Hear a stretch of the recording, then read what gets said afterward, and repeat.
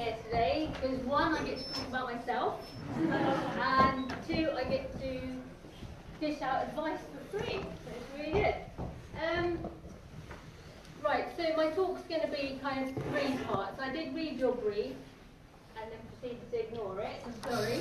I do want this to be an enjoyable half an hour. I thought it was half an hour, so it's going to be about half an hour, but I'll do a whistle-stop talk. It's three parts. The first part is a bit about how I got to where I am. I won't dwell too much on it because not everyone wants to do surgery, but if you do want to do surgery, I'll give you my email address and you can contact me.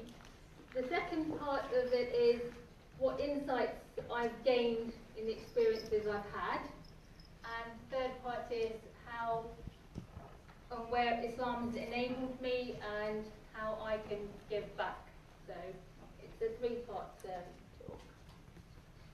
So the cutting edge of excellence. Yes, the only game maker in the world has made a surgery game, and it looks like this. So you know, it's fun. Surgery's fun. Okay, don't let anyone tell you otherwise.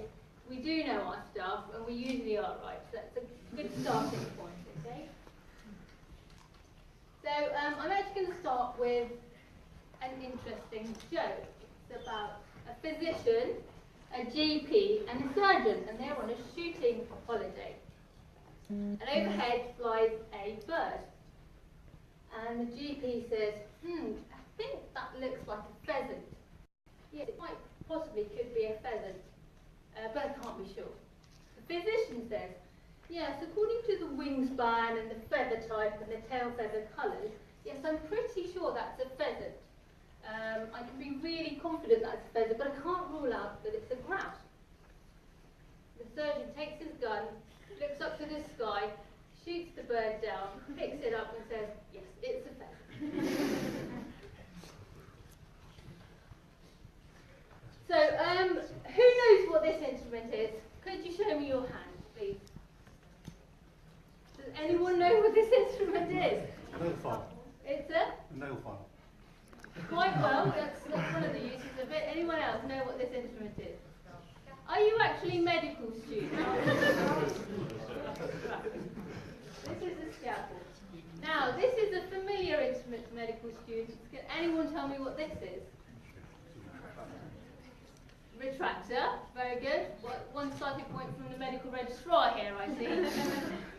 Anyone interested in surgery at all? Yes. What's this instrument, please? No idea. It's a Langenbeck, and you'll be very familiar in theatre because that's what I'll hand to you every time. The whole back thing. Does anyone know what this is? This is a foot. What kind of foot is it? And should we be walking away from the bed? Beg pardon? Is it ischemic foot? And what grade of doctor are you? Anesthetic registrar. Very good, very good. I'm glad you can see beyond the newspaper. What is this? I'll accept X-ray if that's an answer. X-ray. X-ray of what, though? Chest. And what surgical problem has arisen in this patient? Pardon? Perforation. Yes. Why is there a perforation? I need a fifth-year medical student, please. Aaron, are you a fifth-year medical student? You are. Very good. Very good. I'll look after you if you're on my rotation. Right. Final and best CT scan. What's this showing?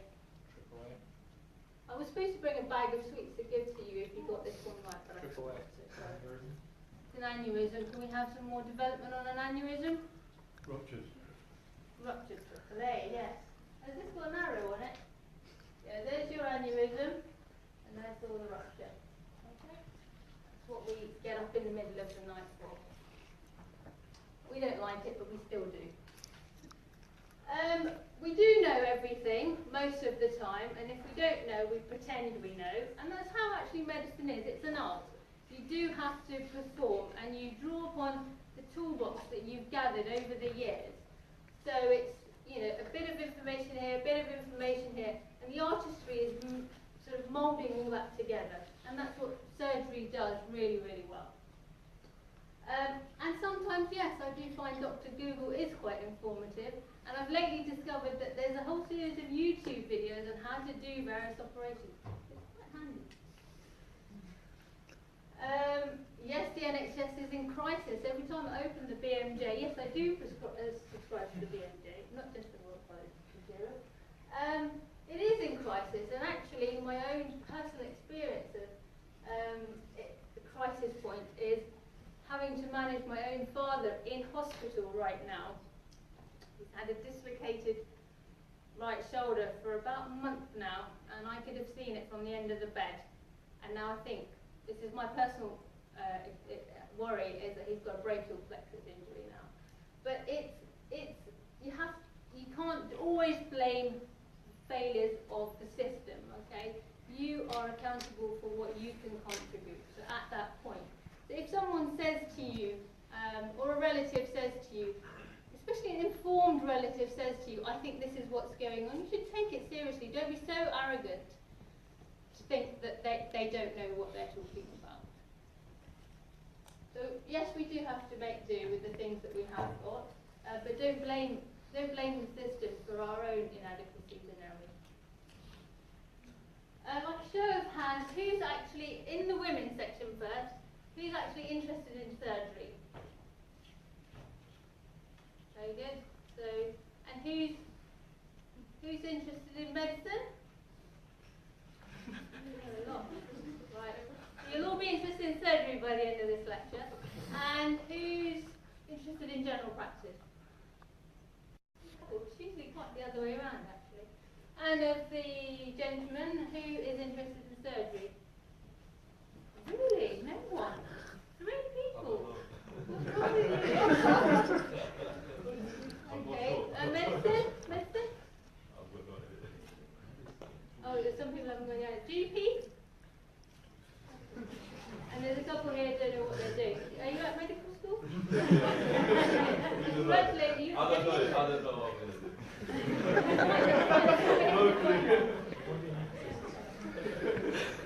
So I'm going to give you a whistle-stop tour of my life. That's not me, so that's a bit far back, so we won't start there. I graduated from this fine institution. Did you know it was based on the format of all the courts and the buildings is based on Al-Azhar University? Did you know that? Yeah, it's amazing, isn't it? So yeah, this is Oxford, that's the Bodleian Library, I think. I should just pull that picture, I've never been to that building. I did a PhD, collated a PhD at UCL, because I thought I wanted to be a brain surgeon, because it sounded really good. Until all you do is trephinning and just wait for people to deteriorate. So I didn't want to do that.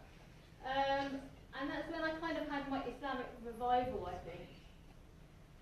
Actually, doing a PhD or doing something other than medicine is actually a good chance to have a bit of an awakening, because medicine, there's no space to think, and actually doing a BSc or another degree or taking some time out is actually quite a good chance to think. And I love you all, but medics can be a bit sort of single-minded. And actually, when I did my PhD, I found that they were graduates already, they had a bit of experience, and they could actually have a bit of a more existential debate, think a bit more widely about the work. So if you get a chance to do a BSc or PhD or anything else, it's a good chance to sort of, well, I found it an opportunity to reflect upon myself.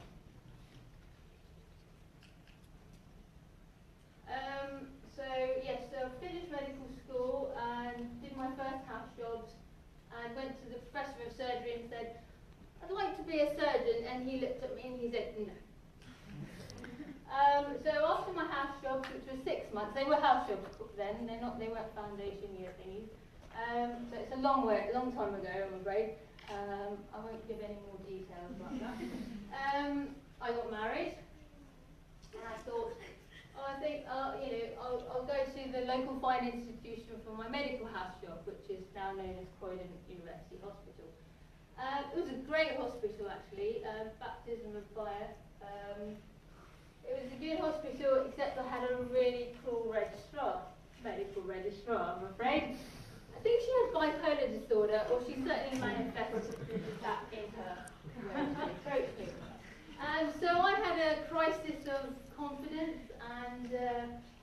I'd take a break because I didn't want to do this anymore. So then I thought I would do the sensible thing and be a GP, because that fits really well with having a family and having a life, and yeah.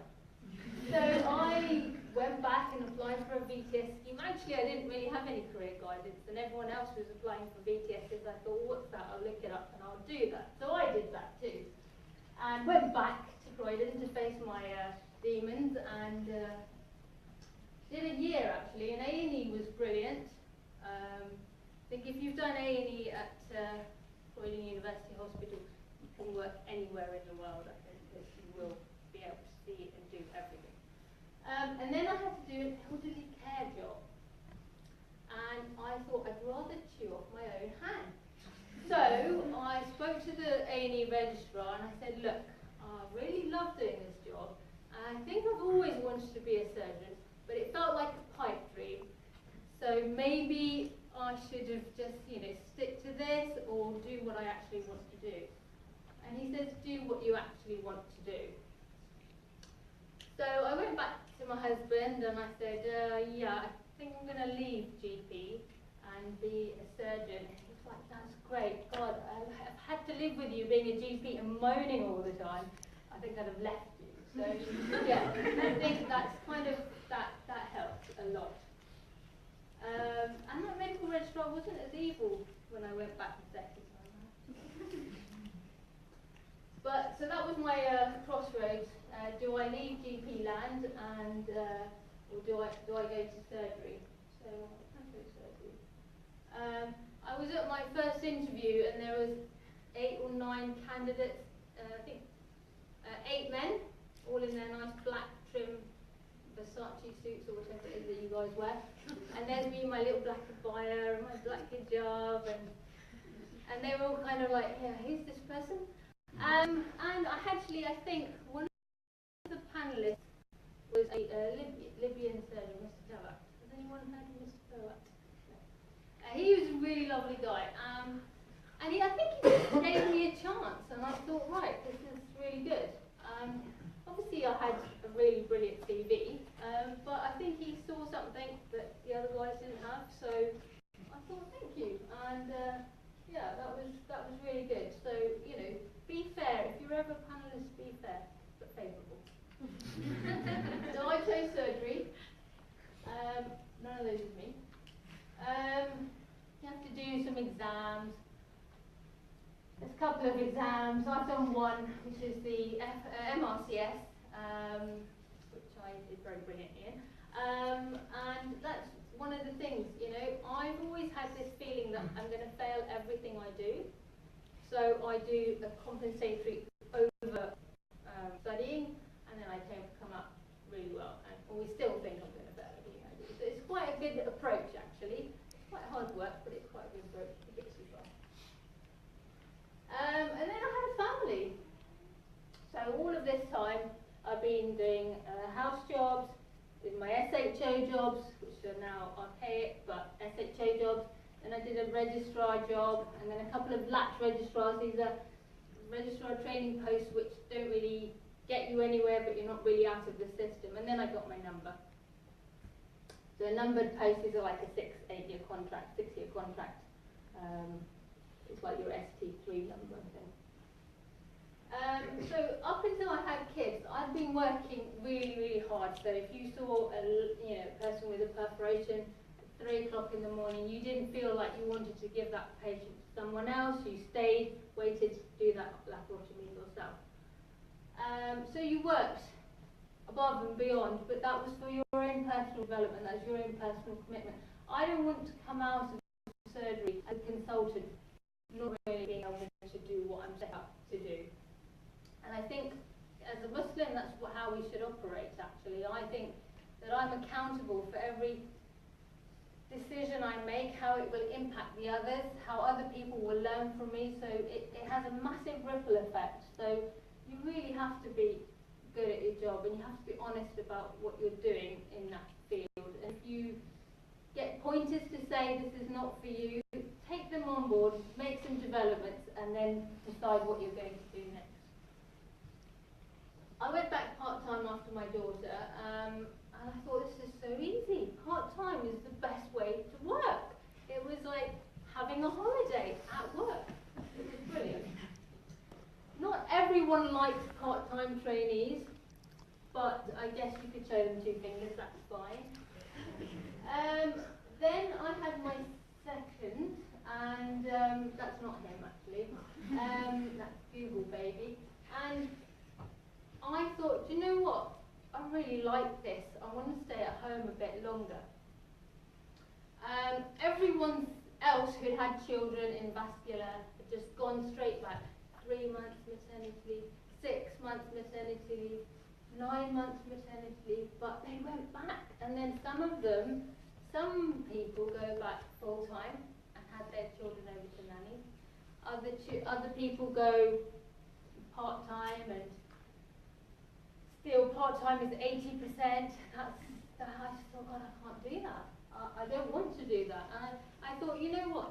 They demand a commitment for surgery, which is, you know, unparalleled to anything else. Well, children are the same thing. They are valuable individuals, and they demand your attention as well. So I thought, well, I'm not going to compromise on that. So I took a career break. I learnt to bake.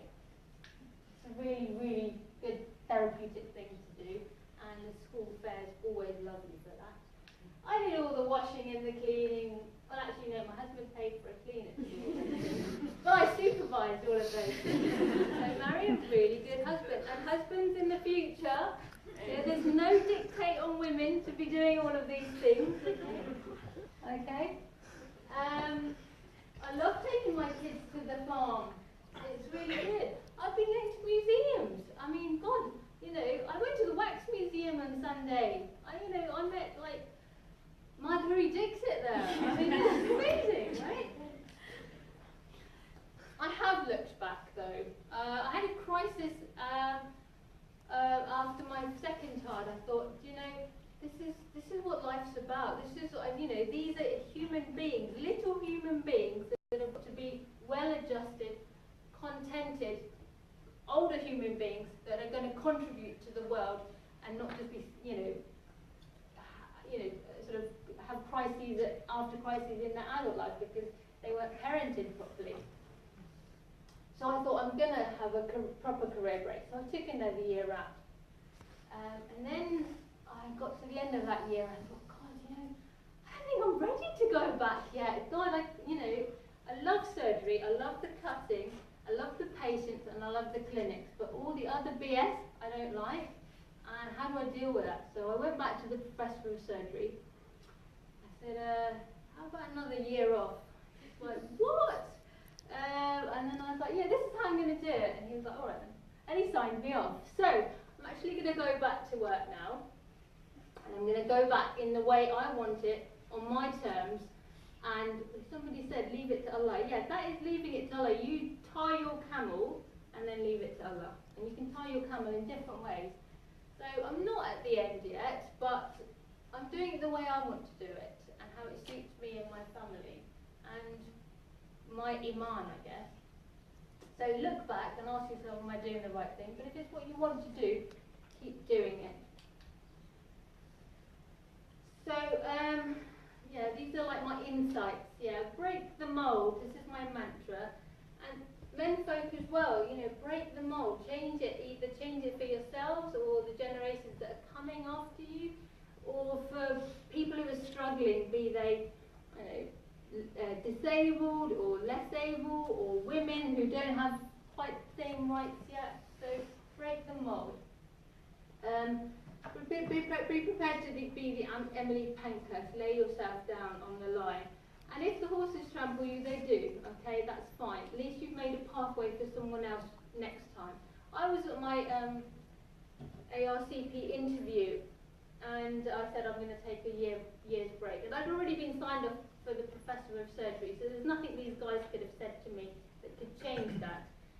But the only woman panelist there was huffing and puffing, saying, you know, we did it this way and we did it that way and we never had career breaks. So don't become those doctors that said, we did it like this, and therefore you need to suffer. Make it better for the people coming after you. I don't know why I put that one in there, but I thought that's quite a good quote. Sometimes you can lose the point of what you're doing because you get so involved in the detail of it.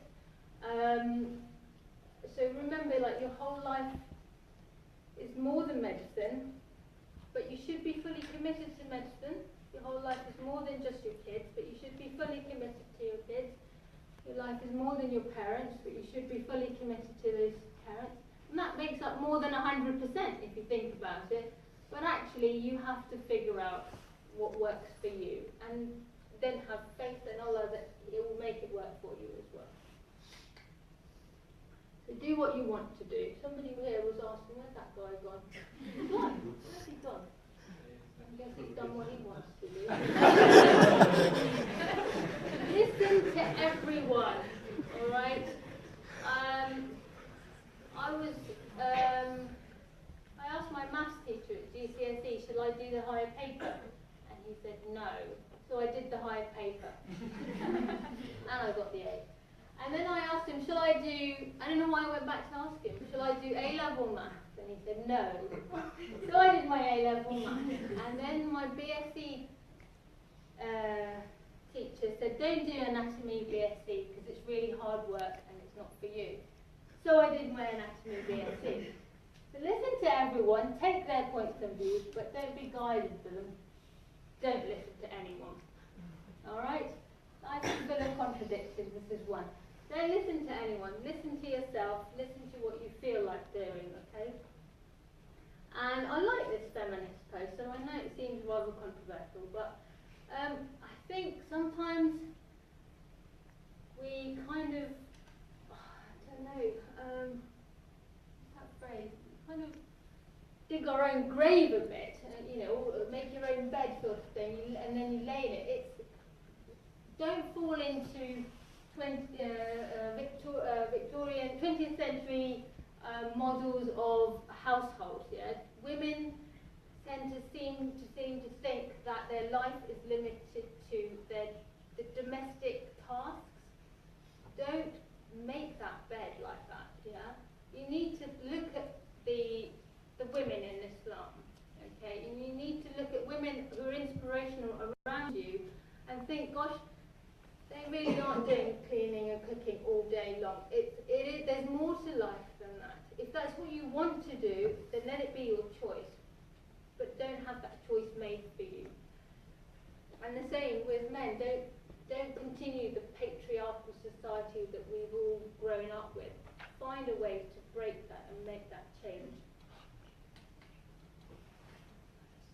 My other insight, I think, is defining yourself, okay? You know, are we Pakistanis? Are we British? Are we practicing Muslims? Are we educated? Who are we? What are we? Define it for yourself. Don't let other people define you and judge you. Define it for yourself. I felt, probably as many of you have had, when you've had your epiphany, you feel like, released from these chains, and therefore you can have some ownership of who you are. So embrace yourself.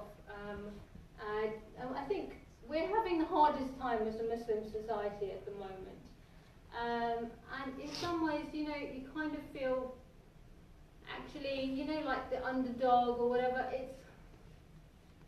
It's actually a good position to power back from, because you have all these insults, and therefore if you can stand up to these things, then actually you're powering through, and you actually can have some ownership of who you are.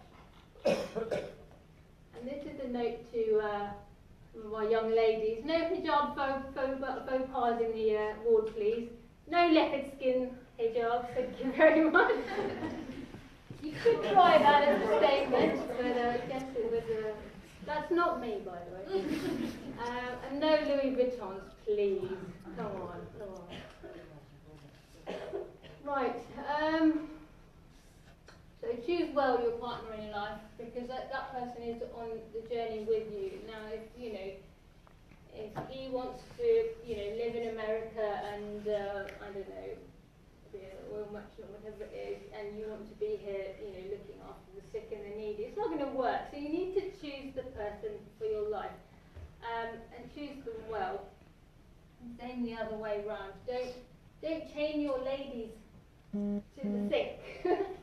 So get your ducks in line. Does anybody know what that means? Do you know what that means? Okay, maybe it's the 19th century thing or something. Get your priorities in order. Decide what the important things are, what's going to follow that, and put them in line, and then execute your life accordingly. Don't keep shuffling things around because other people have told you. Right, who thinks Islam is black and white? Good, no one. Wow. Oh, you're not being honest to me. I thought Islam was a really black and white thing. It's all in the book. It's all there. There's no doubt. It's written, and that's how it is. Well, it is all revealed, but we're living in a situation where things aren't quite that easy to understand. We have new problems, modern day problems, and these all need assessments and the proper evaluation. So understand that there are grey areas, but the grey areas are where you make your decision based on your knowledge and understanding on what your experiences are, and then Allah will decide on the day of judgment how that was. Okay, no one else can decide that for you. Somebody said don't listen to Radio 4. I'm going to say listen to Radio 4. Listen to it intensely. If you really want to know, have your finger on the pulse. Listen to the radio. Have a BBC News app on your phone. Read that every night. Read BMJ. Read the Royal College of Surgeons articles. Dip in and out of these. You don't have to read these like they're the Bible, actually, or the Quran. You read stuff that you're interested in. I've been really interested in the development of children, so I've read lots and lots of material on that. I'm interested in charity work, so I'm doing quite a lot of work along that side. And then be good in your field, okay? Don't be the one who just about knows that answer. Be the one who knows the answer and more. Set the bar higher for yourself, and therefore so that people will follow you. That way the standards will improve. Don't just, get by. Develop as a person, not as a robot. I think that will come with time, age, experience, knocks, falls. So those were my insights. Islam. I like this picture. I think it's a mosque in Istanbul. It was a nice building, so I picked it out. But the point being is it's a building, it's standing tall, it will withstand time. And that's what Islam is. It stands tall, it withstands time. But it only works as a full structure. And if you don't have that full structure, life is a real struggle. And we do experience this now. Life is hard navigating through all those Islamic laws, hadith, ayats of the Quran, Google search, whatever it is that you do to try and keep your life focused on Islam and all your problems, under the umbrella of Islam. Solve your problems under the umbrella of Islam. But remember, we're not in that situation where you can really go to someone reliable and actually get a modern day answer.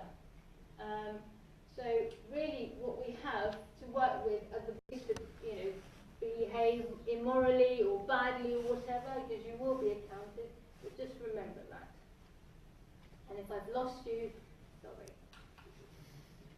Does anybody know Greek?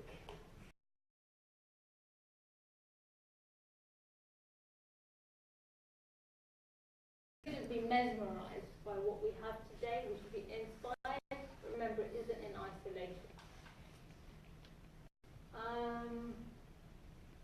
That just says it better, I think. I don't know who that guy is, but it was in Wikipedia, so I took it out. used to compare us to dwarfs perched on the shoulders of giants. He pointed out that we see more and farther than our predecessors, not because we have keener vision or greater height, but because we were lifted up and borne aloft on their gigantic structure. What does Islam give you? I don't think I have humility, I certainly haven't demonstrated it here, but what it did get me thinking was, in surgery, we do the work. We cut the patient open, we take the aneurysm out, we put the graft back in, we sew them up. I've done all the work.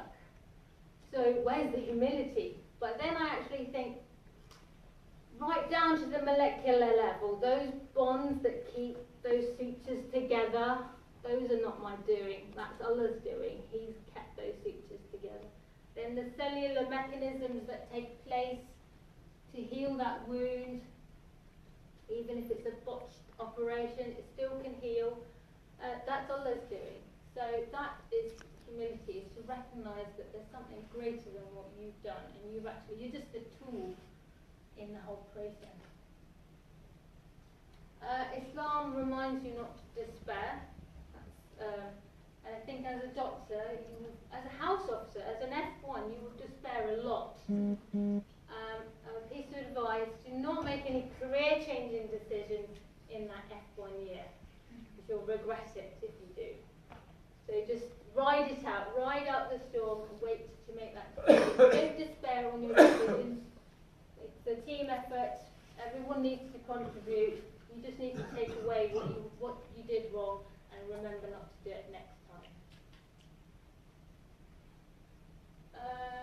I guess this is an obvious statement, but it is pretty amazing that people survive any of the things that we do to them, and that does strike you with all of what Allah has created. Have excellent conduct. That doesn't always mean be nice to everyone and be pleasing and ingratiating. It means perform well for the patient, perform well for your career, perform well for you as a person in society. So if you have to go to see a mean radiologist and ask for a CT scan some ridiculous hour, and he makes you cry as they did at John Radcliffe, you know that you're asking for something that's really important. Even if you don't know why it's important, you're asking for something important, and you need to make a good case for it. I don't want you coming back to me saying, he said no. Okay, I've given you a good case to make. You need to go there and make that case. And ask for things as if you're going to get them. That's the thing that my husband taught me. My husband taught me a lot of things, actually. But I'm not going to teach you anything about this because I'm not a scholar. But remember that there's a realm, the domain in which you can operate and know, and which you can work within, and there's a domain that you don't control. So the domain that you can control, work very hard in it, and then have faith in Allah that the rest is outside of your control. Remember, Allah is merciful. So be merciful to yourself and to your colleagues. If He's merciful, then use that attribute in your own conduct. Be excellent at your work, or whatever it is that you do, at whatever moment that you do it. Okay? Be excellent parents, be excellent children to your parents, be excellent colleagues to each other, and be excellent at your work. We should be pioneering and developing as a Muslim nation, or well, not nation, but Muslims. We should be pioneers and developers. And remember your accountability. You're accountable to yourself, you're accountable to your team, you're accountable to the hospital that funds you or pays for your training, you're accountable for all the training that you've done and you've got to put back to your community. You're accountable to the time you've taken away from the people you could have spent it with, and you're accountable to Allah, so you will be asked. So, there's always a way through, even if you have to break through and break the mold. Thank you for your attention.